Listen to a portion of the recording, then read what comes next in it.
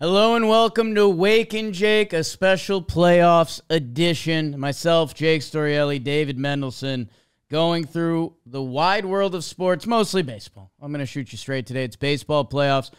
We will hit some football on the way out. It was a fun NFL weekend. Offense came back, and there's a sick college football game, Oregon and Ohio State, that I got to watch the full thing, so that was kind of cool. But let's do the baseball playoffs. As we record this, we are about an hour and a half from Yankees Guard Dogs Game 1, so everything I'm about to say about that will probably go out the window by the time you may even be listening to this, so that's always a fun game to play. And even the scarier game to play, which may have me either recording a precursor to this or just deleting the whole damn thing. The New York Mets have a 6-1 lead over the Los Angeles Dodgers. I'll do some Yanks thoughts first because I can be high and tight with them. And if you want to hear more Yankees thoughts, you guys know you can go check out Talkin Yanks or even Talkin Baseball. Get Jimmy's thoughts, get Trev's thoughts, get the whole thing on it. Because if you're a baseball fan this deep in the season, we got 3 series left. 4 teams. So for the Yanks, I'll say this, and maybe this is obnoxious Yankee fan stuff. I don't think it's a must-win Game 1. Obviously, either team wants Game 1. There's the first hard-hitting analysis for you. But I think this, for the Yankees, is a find out who Carlos Rodon is. Carlos Rodon came out in his first start, and he looked electric. It looked like it was at a pace he couldn't keep up. And spoiler, he could not. He ends up getting knocked around. It was the one game the Yankees lost to the Kansas City Royals. The Yankees also in that game were matching up against Corrigans, and the Yankees have struggled against left-handed starting pitching. I said, and again, I don't want this to come off in a peacocky way, but if there was a game in the Yankees-Kansas City series that I circled as the game that the Royals would win, it would have been Game 2. It would have been Rodon's first playoff start, and more so it would have been first playoff start as a Yankee. And Cole Reagan's, how good he is and how bad the Yankees were against lefties this year. And that's being rude to Kansas City's home field advantage, or not home field advantage, but their home field, where the Yankees did take those 2 games. The Cleveland Guardians outlasted the Tigers in a fun game where the bullpens ended up kind of getting exposed. That game was 1-0 for a while. They did get to Scoobs, and they got some insurance runs later too. But the Guardians are a good baseball team. And it feels like the way I've been saying that, and we put out a social media clip today from Talkin Yanks, I believe, so I shouldn't feel that rude about it because I'm a Yankees fan. I'm wearing a Yankees hat. Derek Jeter height chart is behind me, and you guys are subscribing to the channel. We've seen some great growth this year. Thank you, guys. If you're not, please subscribe. I am a Yankees fan. The Guardians are good. They have 1 to 2 starting pitchers. I think I'm being slightly rude to Matthew Boyd, who has a nice MLB career and pitched well this year. The Guardians limited him in Game 5 against the Tigers. I think Matthew Boyd, especially with the Yankees lefty start, he can give them 1 or 2 good playoff starts. Will Alex Cobb tonight? I don't really think they'll need it. If Alex Cobb starts rolling, the Guardians will be hunting for innings this playoffs. I was surprised to see Ben Lively left off their roster again. They do have Gavin Williams and young Joey Cantillo, who, hey, those guys are going to have to be important for them at some point during this run. Let's see how that plays out for the Guardians. Their good bullpen is good, and they aren't going to make errors in the field. If they get runs early against the Yankees starting pitching, the Cleveland Guardians have been the best team against left-handed starting pitching this year. Carlos Rodon coming off of his playoff start. The Guardians coming in a little more fresh or active into this series, having won a pressure-packed game on Saturday. This Game 1, there's a lot of stars lining up for Cleveland. Now, with that being said, it is baseball. Carlos Rodon could go out and throw a gem tonight. And if he does, Yankees World Series on. It's swirling. I have a bet at the DraftKings Sportsbook.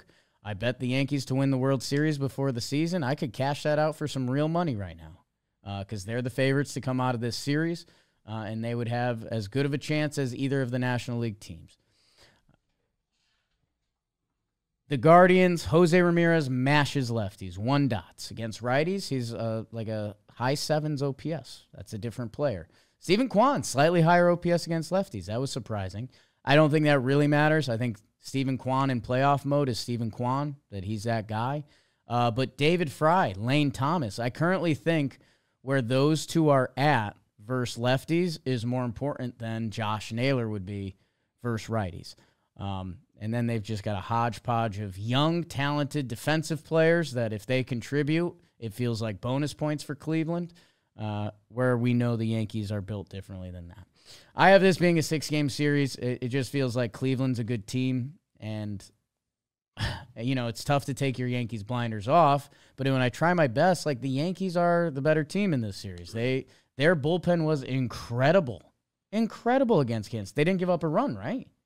Don't believe they did across all the games. Across 4 playoff games, the Yankees bullpen did not give up a run.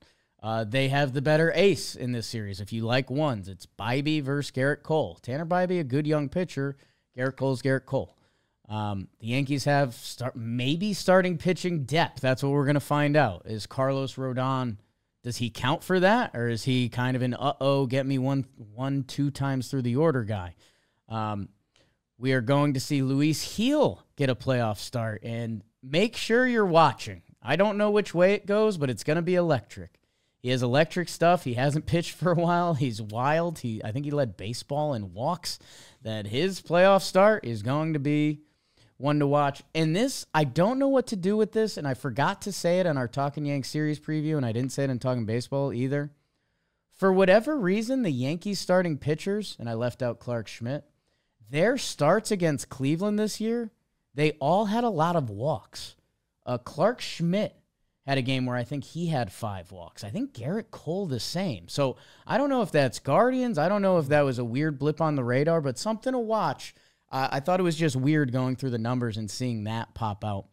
Also, if you're a baseball fan, I do think I have a new semi-doppelganger that I believe in. I think Brett Honeywell. I think we both have soft lips, kind of a big nose and intense eyebrows. I just posted it in my Instagram story. He's also wearing a turtleneck, that I've been wearing a lot of turtlenecks lately. That there's something there. I don't fully know what it is, but if you're on the Jake Doppelganger trade, somewhere between me, Brock Purdy, Brent Honeywell, there's something going on there. I think there's maybe the Argentinian goalie, Emiliano or something. So that's a big update for everyone. On the Cleveland side, again, being a good baseball team, if they win this series, which let's be honest, it's baseball. Like the Guardians win this series 4 out of 10 times, 3 out of 10 times. They have a lights-out bullpen. If they get leads early, they're going to be a problem. And let's see where the Yankees' issues come into play. Will the Yankees' bullpen stop being perfect? You could say that for the Guardians. I think the Yankees' defense, we haven't seen it be a liability. There was the one Anthony Volpe play in the first game. But, we haven't had a Gleyber Torres defensive moment yet. Anthony Rizzo is going to be figuring it out on the fly at first base. There's something there, right? I see where it's all coming from. I see where they're going. Add on, the shadows are in a helpful spot. I miss my hair. I think the Guardians can put serious pressure on the Yankees by using that talented bullpen, getting early leads, and playing strong defense. Like, they're not going to make a lot of mistakes out there that the Yankees are going to have to beat them with the long ball. And I do think as this series plays out, I think that's going to come into play between the short porch, between Cleveland being a sneaky hitter's park this year. There's a great article out there. I should bring it up. I quoted it the other day. Cleveland baseball stadium, more home runs. Nice Google search, Jake. Baseball prospectus. That's why I didn't have it locked in. Go check it out. The ball is traveling further. Home runs in 2024, there's an increase of 30% at one point. It's a lot of homers. They took out seats. There's a literal wind tunnel. We talked about it throughout the year here a little bit. That I think with the Yankees home run hitters, Stanton, he found it last series. Let's see. Every series, a series to series. Aaron Judge, if you're going to put Stanton staying hot, potentially getting cold, you can put Judge being cold, potentially getting hot. And Juan Soto, I think this could be the Soto series. He has amazing numbers against Alex Cobb. I think the stadium is going to be turned up a notch. Same with Cleveland for the ALCS. I mean, it's a trip to go to the World Series. It literally is turned up a notch. It's a little colder. You can feel it in the air. It's going to feel a little bit more like playoff baseball. That Cleveland put the pressure on the Yanks. Steal bases. Get those runs across early. Get to that 2015 Kansas City Royals where you are ahead and that good bullpen is coming in. And you're going to have a couple chances to really do something. The Yankees have some holes towards the bottom and the middle of their lineup. Austin Wells had a really tough playoff series that the Yankees drew a lot of walks and they didn't score a lot of runs against Kansas City. And that was a formula throughout this year. And Stanton is a big part of that. Austin Wells is a big part of that. Jazz has to show up where it gets the stat that I stumbled into today. I should tweet for likes. Giancarlo Stanton, when he is in the Yankees starting lineup this year, they are 73-40. That's really good. You forget their bad stretch was without him. Joe's McFly pointed out on the pregame show today, when he's there, he's a difference maker for that lineup. And that's completely true. And it makes sense. He's Giancarlo Stanton. I've got Yankees in 6. I don't think I have blinders on. I just think the Yankees are the better team, and I think Vegas agrees with that. If the Yankees win Game 1, I do have this series over. And maybe that's arrogant. Maybe that's peacock stuff. But I just think with Cole lined up for 2 and 6, I think the Yankees would be set up really good that, hey, we don't know what Luis Gil will be. We're not sure what Rodon will be, but you could say that about Cleveland starters as well. The Yankees have the deeper lineup. Let's see. Cleveland has been a little bit of a punching bag in recent history for the New York Yankees in the playoffs. So, hey, that crowd might have some vim and vigor. Jose Ramirez might have some vim and vigor. I'm not ruling out the Guardians. If they take Game 1, there's a good chance this thing's going 7. Let's see how it plays out. Meanwhile, the New York Mets, and God, if you are in this industry, which maybe a couple of you are, and I'm not trying to say it in an obnoxious way, recording for live sports can be scary sometimes, as the Mets are up 6-1. And they're the New York Mets. They've had an amazing postseason. This has been the most delicious Mets team, arguably, in franchise history. Is that rude to say? I mean, they've, the 2000 team, it was fun. 2015, they made it further than they've made it so far. Sure. You should have seen Bene Agbayani play. It's electric. Timo Perez. This Mets team has a lot of the good juice going. They're up 6-1 after getting shut out in Game 1, and maybe that's where I should start. The Dodgers tie the streak for most consecutive playoff innings, 33, I believe, with a shutout. That goes into the Padres. How much did teams like that line up? The San Diego Padres, I picked them to go to the World Series when I was filling out my bracket. I kind of didn't have a plan. I was just kind of doing it live. The Padres got beat by the Dodgers, and man, does that sting. And I appreciated it, but I didn't. I didn't appreciate it as a Yankee fan, being that would be us losing to the Red Sox. Whoever your team's rival is, what are some of the other good baseball rivalries? Cubs-Cardinals. That's I think that one plays for sure. Braves-Mets. I don't know. You start doing the interdivision stuff, and stuff that's I was about to say Dodgers-Giants, but we're just talking about Dodgers-Padres being that right now. Our socials team was laughing because last year they did the Rangers and Astros the new biggest rivalry in baseball, and you didn't hear much about that this year. That I feel bad for Fathers fans. And the Dodgers, and how about my guy Jack Flaherty? 7 innings pitched, shut piece, game 1, NLCS. My guy is solidifying how nice his basement is going to be, and good for him. He put in the work this offseason, and he was really pitching fun. Like, he threw a couple fastball sinkers up there at 89, and he's got more in the tank than that. I think he punched the famous Manny strikeout from the series before that was 95, I believe.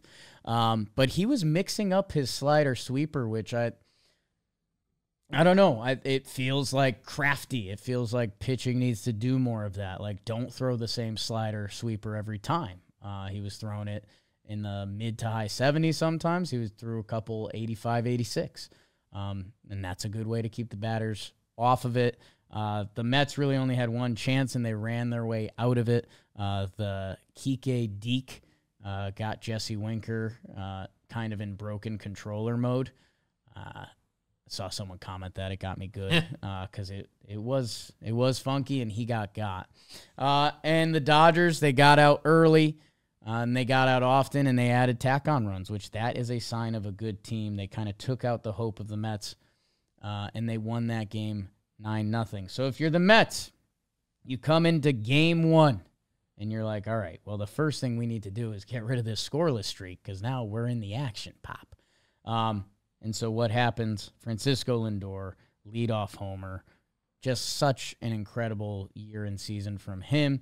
That the 1 and 2, we did a lot on Bobby Witt and Judge, the 1 and 2 in the AL MVP. This NLCS, I think Shohei and Lindor are going to be your 1 and 2. They're both in this. Lindor gets the homer. In the second inning, Tyrone Taylor with the big double to make it 2-0. And then Mark Vientos, who is becoming a star on the scene, and it feels like he has staying power. I don't want this to be huge shots fired, and it's, in the over-unders this year, I did horrible. I did really bad, comically bad. I think it was like 11 and 19. The only thing that I really could hang my hat on was the Texas Rangers. I saw Evan Carter and Wyatt Langford in the middle of the lineup. Remember how much of a star Evan Carter was last year? He was invincible for the Texas Rangers. Wasn't this year, and he's still very young, and I'm sure he bounces back. There was something about it. Again, I don't want to use the word fluky because I still think Evan Carter is going to be a part of many baseball seasons. We saw it with Randy Arozarena. You see it when guys have such a big postseason. You're like, I don't know, does it all scratch and come together? Vientos, man, it just feels like that guy has whatever it is. And he's a big reason Mets fans have been at grips with Alonso leaving next year. I think you could slot him in at third or first if you need it. He's got the look. He plays the part, and he hits the grand slam to make it 6-0 Mets in the top of the second. And with that swing, he gave the Mets a 91.4, got up to 96% win probability. And I know you might be confused. We're not win probability people. I think it just has to be used at the right moment. And that moment is to show you that as I'm recording this, the bases are loaded for Kike Hernandez, who has the second highest postseason OPS. He would be the winning run right now. The bases are loaded against Phil Maton. That this has a chance. There was a lot of fun conversations in our office a second ago. A lot of Mets fans that are going to the games this week that were like, man, 1-1 is very different than 2-0. And, oh, my God, we are seconds away from devastation that, I don't know. I think I might have to stop talking at this point, and we might have to talk some football, come back, and put a little adjunct note in here because this is scary season for the Mets. I will do this for 1 second because this is as I'm watching live, so this is always a good post-live reaction. Maton, Vientos, bobbles it to second for one, down to first. I believe they got the double play. It looks like they might review it. That's the beauty of baseball, people. As it remains, it is 6-3. New York Mets hold the lead in a massive moment there, but it's a 3-run game that I was going to ooh and ah about the Mets and how they've changed the series. Like, splitting in LA was massive for them. Having a home Game 3 playoff game when you're down 2-0, I know the feeling. I went to the Yankees Astros game where they were down 2-0 to the bad guys, the Astros. That stadium wanted juice, and it never got it. They got their throat stepped on. For the Mets, it would have been the same thing. Like, the Dodgers are still the Dodgers, you know? Like, they signed Shohei Ohtani this offseason. They brought in Teoscar as a bonus piece. Tyler Glass now. Yamamoto doesn't get mentioned enough for what he's been as a part of their postseason in a massive Game 5 against San Diego. That start, wow, good stretch by Alonso. So, you know what I'm probably going to do? I'm probably going to talk football for a couple minutes, and then we'll give some final thoughts on the Mets because I just feel so dirty to myself and Mets fans if I continue down this road. It's just way too dangerous. So, yeah, let's, well, you'll probably hear me talk about football in a minute, but you'll probably get 5 more minutes on the Mets in the future right now. But I don't know that yet. What? Subscribe. All right, I probably teed it up pretty poorly before, and I still am now, but the Mets and Dodgers are now in the bottom of the 8th inning. The Mets have a 3-run lead, so they got out of trouble before. Still not safe. 4, 5, 6 coming up for the Dodgers as the Mets try to hold on. That if they get any action, that means the top of the Dodgers lineup is going to come back. So I'll just be honest with the people. We're about to go live stream and get ready for the Yanks. I think the Mets should win, right? Horrifying. So I'll lay that out. If the Mets have won, huge. And we've got a great series. And I would bet we're going 7. I would. I think the Mets lineup and how their team is built with their starting pitching, getting to Landon Knack today was big for them because he's a guy that the Dodgers kind of need innings from, him or someone else. So the fact they got to him, I think that's important. The more they see these Dodger relievers, blah, blah, blah, you hear that about every series. But this Mets lineup is real. Vientos is real. And if it's 1-1 at Citi Field tomorrow, that place is going to be a madhouse for 3 days. 3 days that Mets fans did not think they would have this year. By golly. And the Mets, it's a dirty thing to say. The Mets are good. This isn't just a punchy upstart nowhere. The Mets are good. And if it is 1-1, I think we're going 7. All right, follow up. If the Mets blow this, it's over. It's so over. You don't come back from something like that, especially if it's going to be some of the bad boys for the Dodgers.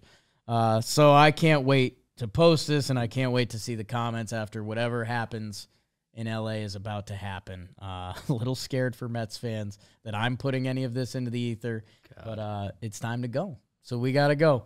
If the Dodgers have done that, I mean, Dodgers in 4-5. That's how sick of a sport this is sometimes. Oh, you'll like that. Oh, God. All right. Thank you guys again. Here's football. It's a weird one. All right, a little football weekend recap for you. And I'm going to give you a little college football. If you guys have no clue, a lot of you do. I'm just a sports junkie that this Saturday, I was like, I'm watching college football. In the Red River Rivalry, a game I got to go to once. Good experience. It's in Dallas. Oklahoma and Texas every year. You see the burnt orange and the Sooner red come into town. This year, Texas is ranked number 1. Oklahoma number 18. My Oklahoma buddies not too excited about this Sooners team, mostly because their good quarterback last year is playing for Oregon, which we'll talk about in a little bit. But they're also, some of the comments about their O-line are comments that I don't think I can say on YouTube. Going against Texas, who's the number 1 team in the country. Texas is back, and they showed it in a big way, 34-3. Bless you. 34-3. They've got Quinn Ewers at quarterback, who's has a chance to be a top 10, top 5, top 1 guy. Like, it's not decided yet. which is kind of a fun story of this college football season. They have a lot of talent all over the field, and I think they're a true number one right now. They gave them the business 34-3. A team worth watching. Ewers is fun, man. He's got kind of good footwork in the pocket. He navigates it like a pro quarterback. And I hate to be rude to him, but Arch Manning. Like, if he gets banged up, you get Arch Manning. So Texas is a fun watch. In Oklahoma, both Oklahoma teams this year, a little down. Sorry for everyone from the Sooner State. Is that right? Sorry, Pokes, if that's wrong. The big one from the day. Well, before I get to the big one, which is Oregon-Ohio State, LSU Ole Miss. These games were on at the same time. I was flipping between them. I was driving my mother-in-law insane. Sorry, Jenny. But I was being that guy. In my apartment, it was my birthday weekend. I want to watch 2 football games. I was flipping back and forth. Every commercial. Give me the other one. This game goes to overtime. Ole Miss, LSU. In this LSU team, Nussmeier is a weird watch. The stat line will tell you 22 for 51 for 337 and 3 touchdowns. Ole Miss is fun. Lane Kiffin. I remember when Lane Kiffin was the young hot shot, and now he's becoming like the old veteran SEC guy. It's kind of fun to see. He has a good Ole Miss running Rebels team. No, they're not the running Rebels. That's UNLV. Jackson Dart at quarterback, electric name, USC transfer. Good running back, Ulysses Bentley the fourth. Great name team. LSU, I mentioned Nussmeier's in a weird spot. Brian Kelly has never felt like the guy there. Kyron Lacey in a school that's known for their wide receiver history. He's the guy in LSU you have to know. Aaron Anderson with a big game too. But what you really need to know, and I do want you to hang on the Brian Kelly part of this, because you may not like him, but they just won a game at home against a top 10 ranked team. Always just felt like a slightly weird fit.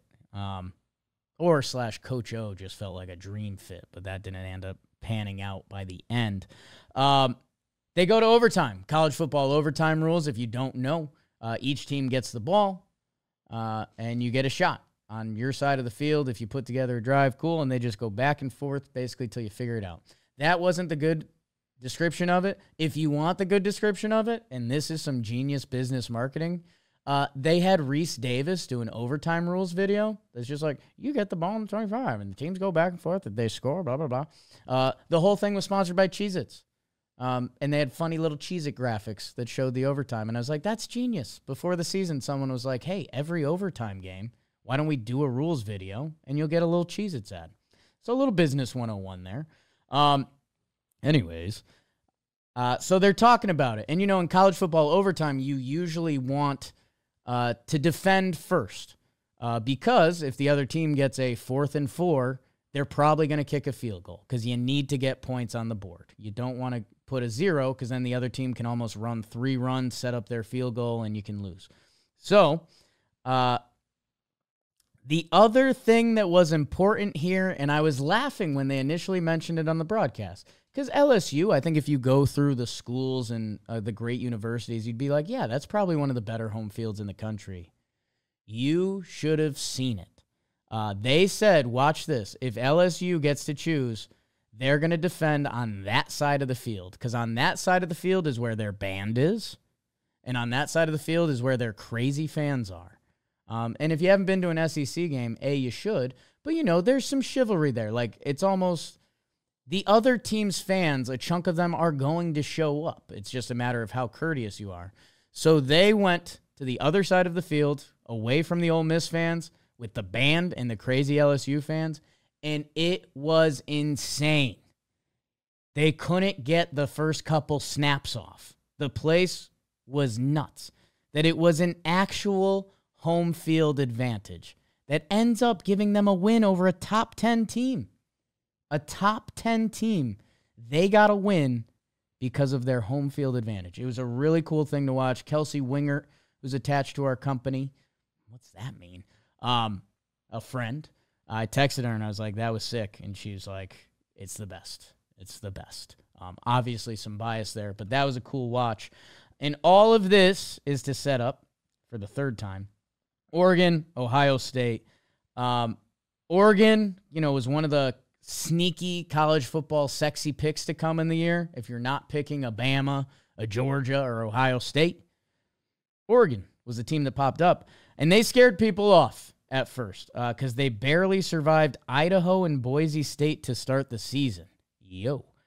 Although the Boise State running back, Ginty, saying that weird, he's worth the watch. He starts out, instead of your normal running back position, hands on his hips, he just stands bored. They were comparing it to Mike Myers, the killer. It's kind of cool. And they were like, why do you do that? He's like, I don't know. And that's sports. And he's the best running back in the country by far.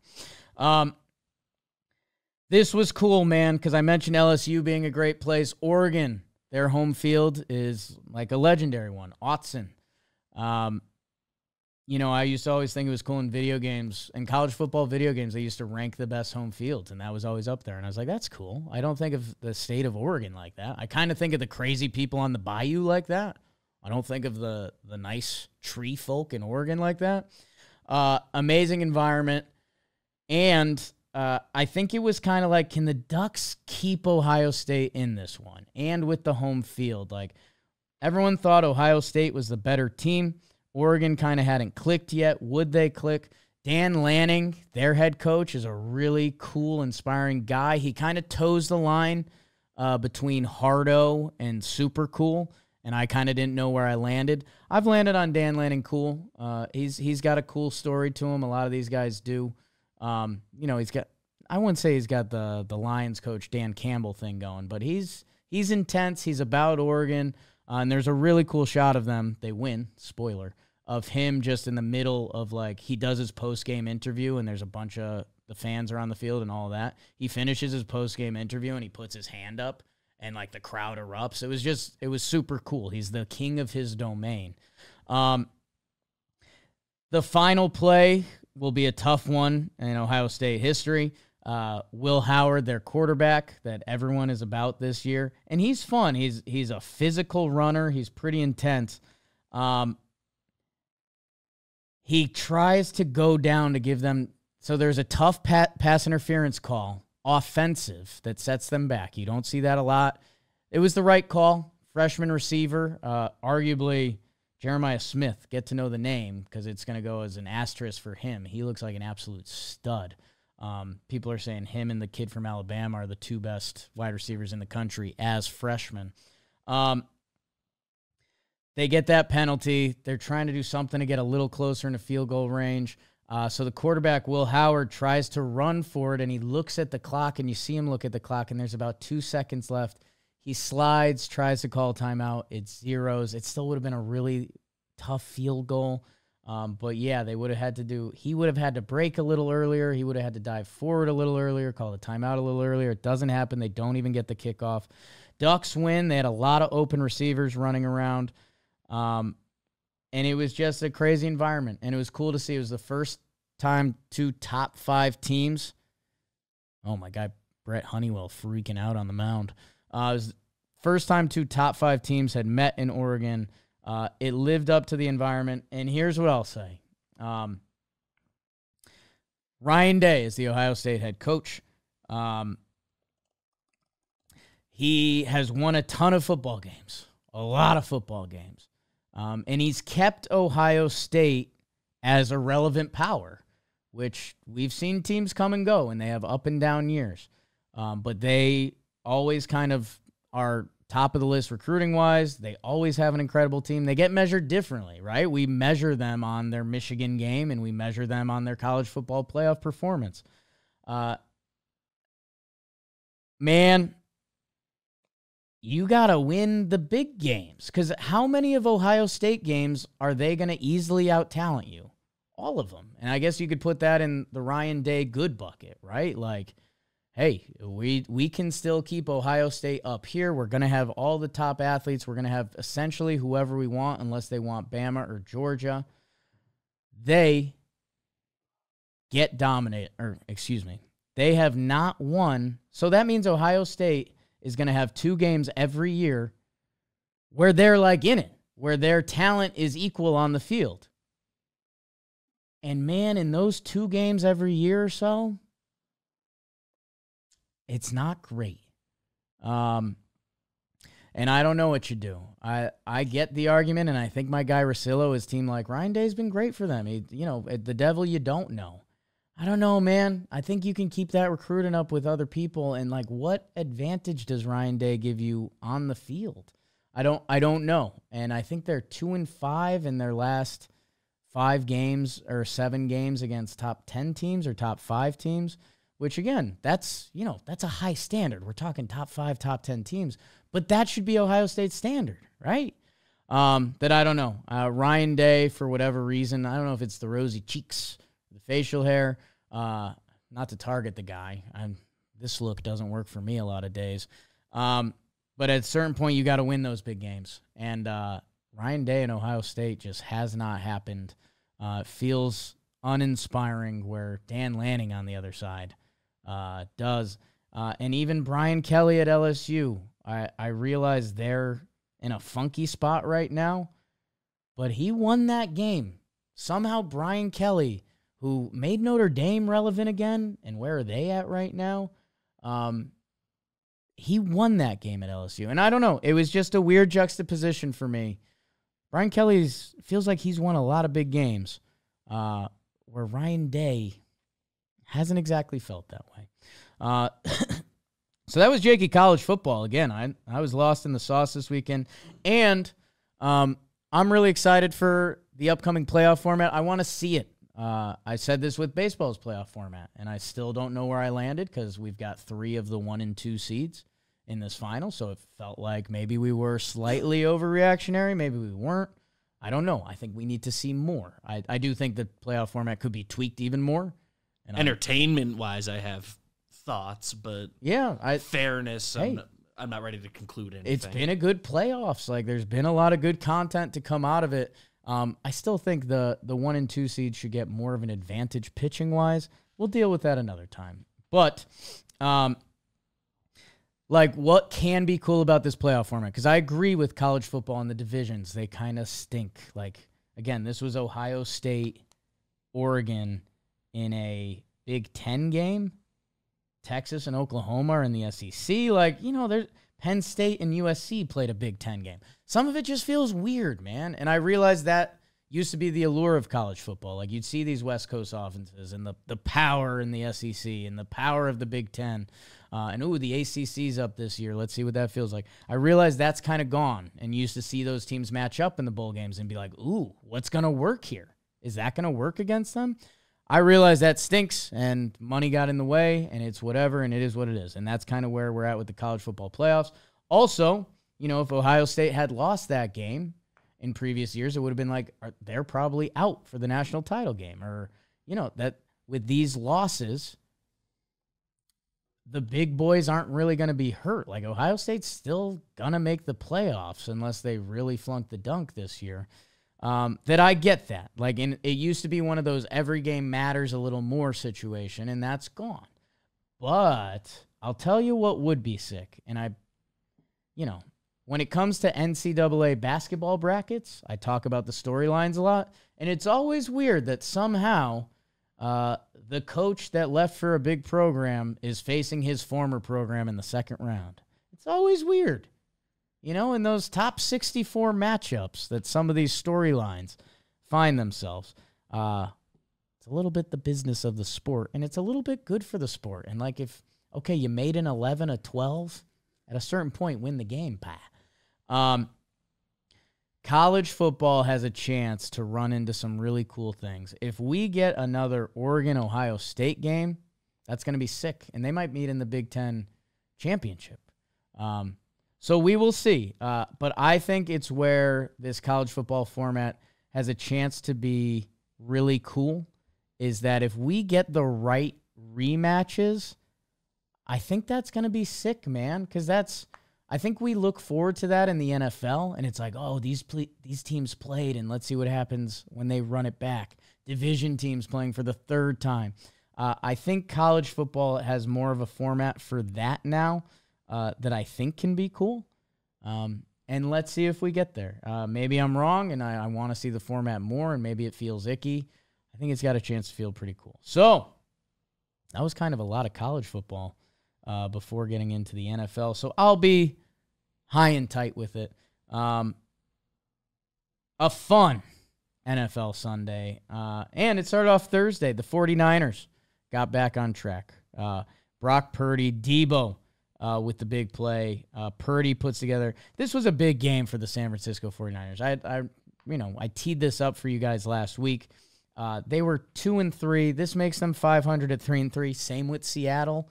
Funny looking back at 3-0 Seattle. Funny looking to see where the Saints are right now and remembering those storylines and where they were. It's an overreaction business in league, but sometimes things do come back to earth. Your guy Isaac Guerrero, 10 carries for 99 yards for your San Francisco 49ers. George Kittle with 2 touchdowns. How about Kittle and Mark Andrews back at it this week in the world of fantasy tight ends? I think the Seahawks are just in this weird mode right now where I think they are like 500, and is that good when you're looking at a team like the Niners every year who have a chance to pop? The Rams usually feel like they have a chance to pop, although their season bye week saw Matthew Stafford briefly on a FaceTime with Trevor Plouffe. I pushed my boundaries. Not with him, but with their wags were there. Trevor brought the FaceTime to the table with everyone hanging out, which is a horrible spot for me. I haven't met these people besides Trev's wife. What's supposed to be the win there? Let me entertain you. I'm a little guy through the phone. I did say I wish I was there petting all of you, which, that kind of set the tone. They're a group of attractive people drinking wine. Anyways, Seahawks, with the Niners getting back on track. Let's see where they've got coming up. Wow, Chiefs game. Okay. I'll check that out. And then they get right against the Cowgirls. Hello, New York sports. Let's go to Saturday. You guys know where I start. It's in London. And I might have to start writing some Caleb Williams apologies. Caleb balled out this week. The Bears are 4-2. Where the Jaguars dropped to 1-5. They have another London game going against the Patriots. We might see another head coach not make it after their London game. Caleb, 4 touchdown passes. DeAndre Swift looking a lot better on the ground, like it's coming together. Cole Kmet, speaking of your tight ends, he scores 2. Keenan Allen. Yeah, I gave him the spot start in fantasy. Felt real good. I pushed 2 good buttons this week in fantasy. Felt really good. And it's pathetic because I also feel awful when I make the wrong move. And it's so dumb. It is so dumb. Jacksonville, it's getting ugly quick. Travis Etienne, supposed to be kind of one of the better young running backs in the league, right? He's going to be the bell cow for them.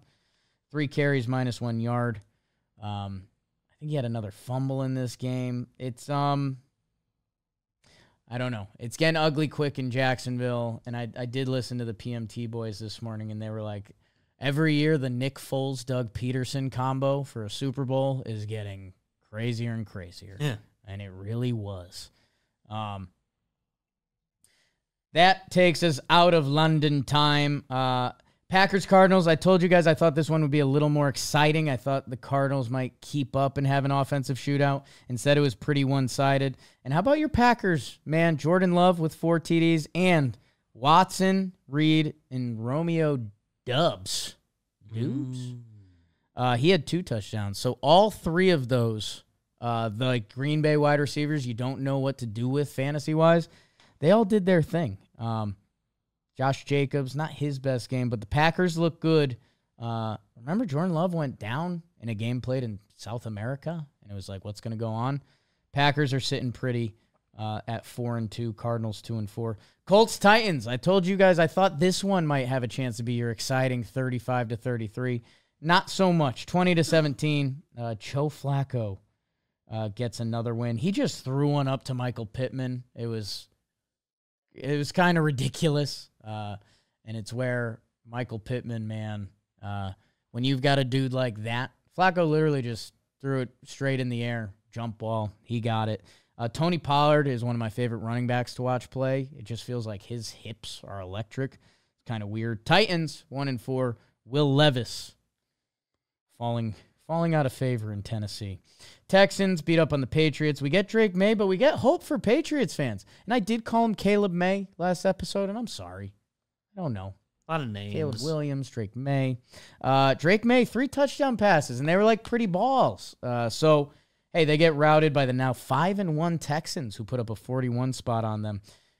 Joe Mixon somehow continues to be underrated. And the Texans, 5-1. They're going to be the team this year that wins 13, 14 games. And I think they do get bounced in the playoffs early. I'm going to keep riding that until I'm wrong. Speaking of, the Saints are 2-0. They're scoring 45 points a game, man. I know Derek Carr was out for this one, but the Saints had a 27-point second quarter that made everyone think, holy cow, we might have something here. The Tampa Bay Bucks, 4-2. Chris Godwin, don't forget about him. That dude is a baller. Baker with some big plays. They hang a 51-burger in New Orleans. Historically a tough place to play and usually a pretty solid defense. The Buccaneers, man, they might have a little recipe brewing down there. I was a little skeptical. I'm starting to drink some Falcons Kool-Aid, but I think the Bucs might just be an actually good football team, and like Baker might have found, I don't know if it's a forever home, but it kind of feels like home. Eagles-Browns, told you this was going to be a disaster either way. And the Eagles, the scoreboard shouldn't say 20-16. Well, the Browns should have either not kicked that field goal and tried to score a game-tying touchdown because they didn't get the rock back. The Eagles also had a field goal block return for a touchdown, which that's a 10-point swing. So when you see 16-20, that actually could have been 9-27 or so. So it's still not pretty with the Eagles. Sirianni's yelling at fans. It's getting bizarre. It's not fun. Eagle fans normally like to be loud. They're kind of being quiet because they don't love what's going on. They do love having A.J. Brown back. He was that guy, 6 for 116 and a tutty. Eagles are 3-2. Browns 1-5, and the Deshaun stuff. We talked about it. Nope.